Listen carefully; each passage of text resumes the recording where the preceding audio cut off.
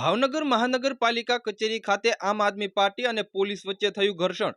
આમ આદમી પાર્ટી આગેવાનો અને કાર્યકર્તાઓ મોટી સંખ્યામાં મનપા કચેરી ખાતે પહોંચ્યા। મનપા કમિશનર અને મેયર સમક્ષ રજૂઆત અર્થે મનપા આગેવાનો પહોંચ્યા।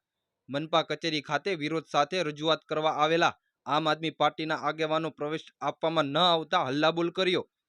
મહાનગરપાલિકા કચેરી ખાતે પ્રવેશ નહીં આપવામાં આવતા સૂત્રોચ્ચાર કરી થાળી વગાડી કરાયો વિરોધ પ્રદર્શન ઉગ્ર બનતા તંત્ર દ્વારા પોલીસને જાણ કરાઈ।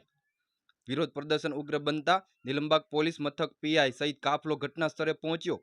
પોલીસ દ્વારા વિરોધ કરી રહેલા આમ આદમી પાર્ટીના આગેવાનોને રોકવામાં આવતા બંને વચ્ચે થયું ઘર્ષણ। Bureau report